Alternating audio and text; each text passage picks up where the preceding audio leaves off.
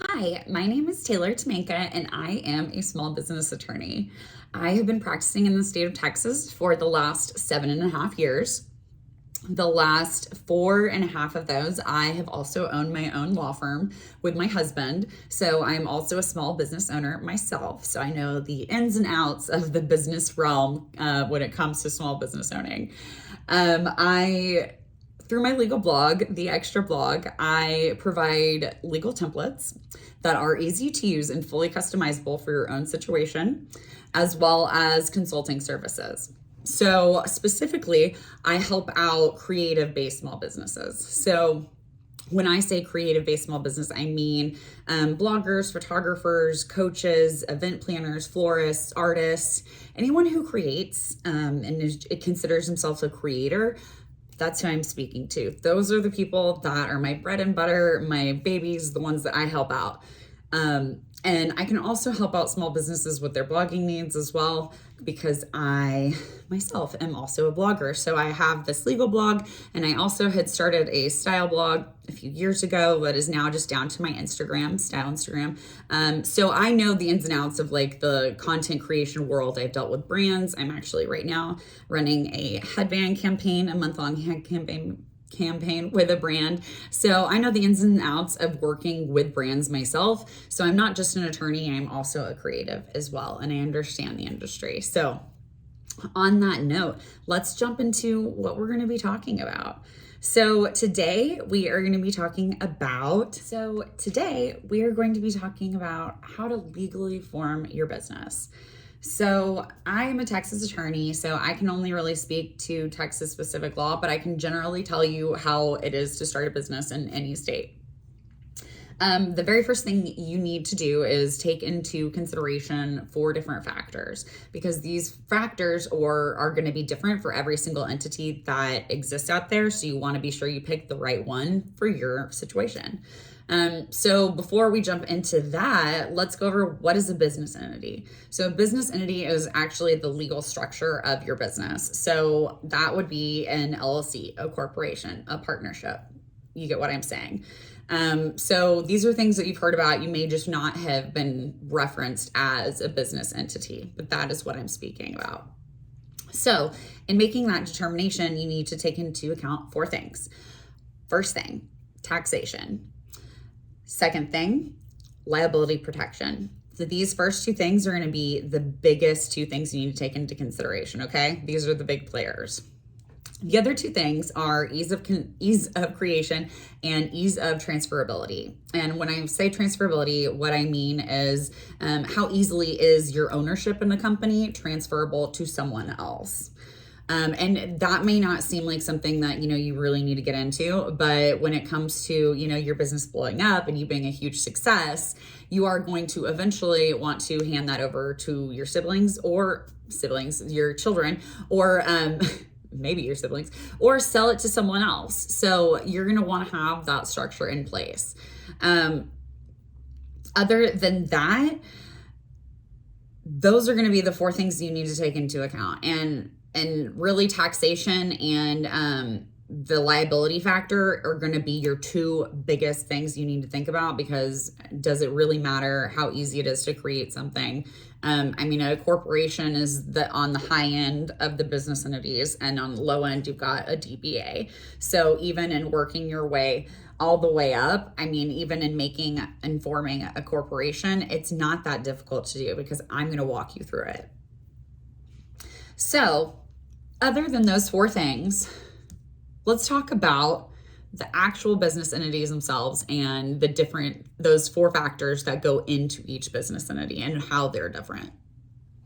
So a sole proprietorship and a DBA essentially operate the same way. You do not have to form it through the state or anything like that. It's a simple piece of paper, an assumed name certificate filed with your county clerk's office.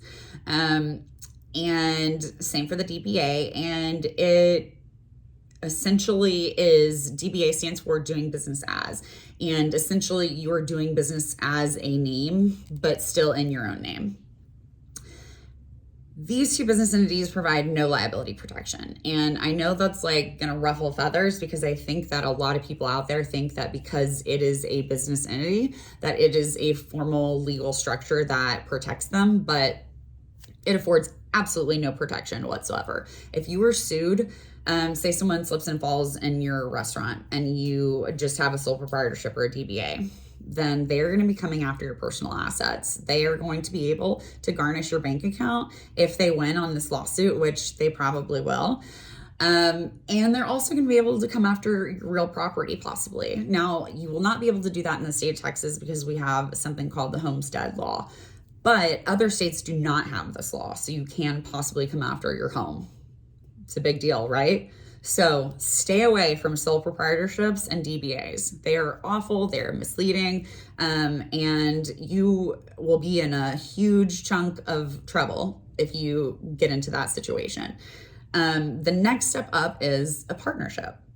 So a partnership also does not have to be formed through the state, but it is more of a structured business entity than a DBA or a sole proprietorship. So these happen a lot of the times when two people get together and they don't file something with the state, so they default to a partnership. So that is why you don't have to file anything. It's because it exists for these people that don't file anything with the state but are operating as two people rather than just one. So because of that, the partnership takes on personal liability as well, just like a sole proprietorship and just like a DBA. So this is also something I'm not going to suggest that you do because of that.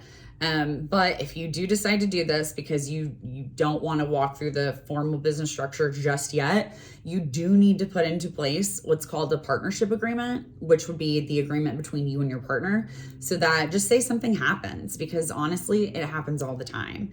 My business I'm running right now with my husband is my second business. My first business, honestly, it fell apart, and me and my business partner, we don't speak anymore.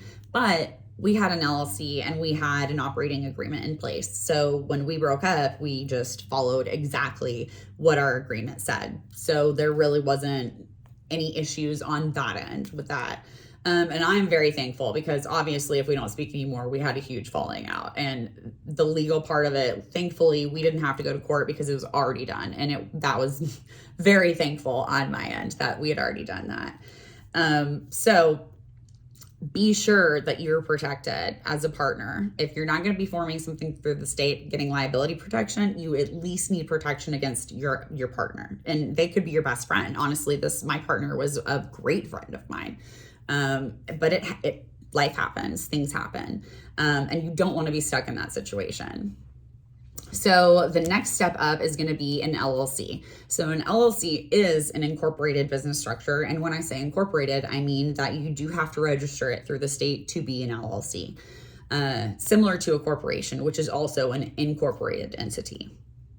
So like a corporation, a LLC is also a structure that gives you that limited liability. So if you were sued because someone falls in your restaurant, take the same example, then the LLC will actually be the one that takes on that liability. So possibly your business could go out of business because your assets can't cover, if you don't have insurance, can't cover that judgment against you, but your bank account will not be garnished, your personal bank account, and your home will remain yours. All of your personal assets will remain your personal assets, and they are not subject to the court's garnishment. So it is a recommended business structure.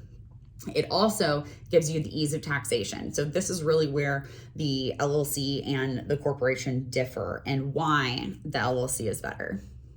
So a corporation is essentially taxed twice. So a corporation is taxed once as a corporation, and then it is also taxed a second time when the shareholders or owners are paid their dividends and profits, and then those dividends and profits are then also taxed. So you are taxed twice as an owner of a corporation, whereas as an LLC, you can do what's called pass-through taxation, which allows you to pass the company's taxes onto your personal tax. So you do not have to file a separate tax return like you would with a corporation. You file your LLC along with your personal taxes, and I believe a Schedule K. So it's just an additional form. It's not anything completely separate. So that's why it's only taxed once. And that is why the LLC structure is the number one structure to go with. It is fairly easy to do. And again, can walk you through that. It provides you the most liability protection. It's easy to create. The taxes are great. And it's just overall going to give you the most coverage and protect your personal assets. So those are the types of business structures that are common. There are also other ones out there, but you would need an attorney to go over those with you and to form those themselves. Those are too complicated for the context of this. So after that, we get into the steps of how to form your business entity. So step number one is choosing a name. So there are searches out there. So you're going to actually form your business entity through the state registration office. And in Texas, that is the Secretary of State's office. So obviously every state is going to be different, but you're going to still be looking for a state registration office. So through that website, you should be able to search all of the names of the business entities throughout your state so that you can search for a name that has not been taken, because you obviously cannot take the same name as someone else. Step two is filing what's called a certificate of formation or articles of incorporation. They're the same exact document. It's just that in different states, they're called different things. But in Texas, it's called a certificate of formation. So it is a 1.5 page document that you fill out, and essentially you provide basic information about the business entity. So who are the owners, what are their addresses, their names, their phone numbers, who is your registered agent,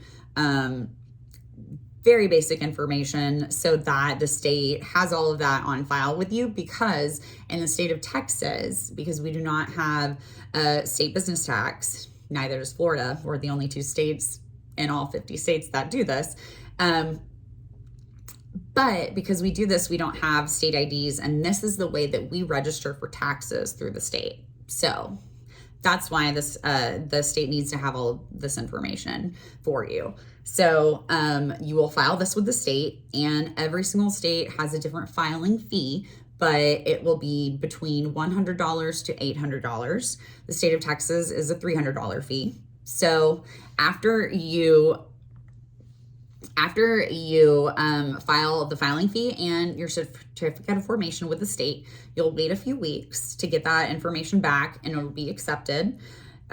Or if not, you'll have to amend it, but it should be accepted. And then at that point, the last step in forming your business structure is going to be signing your operating agreement. So an operating agreement is the document that lays out your ownership in the company, your tax elections, your business accounts, who's allowed to go in and sign checks, who's allowed to switch accounts up, things like that. So very, very important, substantial things that are going to be put into your operating agreement. And the number one question I get is, well, if it's just me by myself, I'm a one-member LLC, do I have to have that in place because I don't have another person to fight with on that?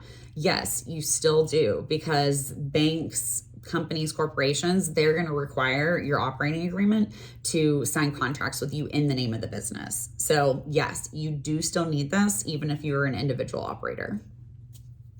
So that is how you legally form a business. And that is a very basic breakdown. I do have a business starter kit, which is about a 50-page explanation of how to start your business. It expands on all of this. It also goes over a lot more, and it's only $9.99. So I highly recommend you get that. It's got a ton of details, statistics, stats, tips, tricks, you name it, it's in there. It's a really great guide. Again, written by a real practicing small business attorney that blogs. So I know what I'm talking about to help you guys out. If you have any questions, feel free to shoot me an email at taylorattheextra@gmail.com or DM me on Instagram at taylortheattorney. And you can also jump online and schedule a free business consultation with me, a free 15-minute business consultation where I will answer any of all of your questions. So I hope to speak to you soon, and have a good day. Thanks, guys.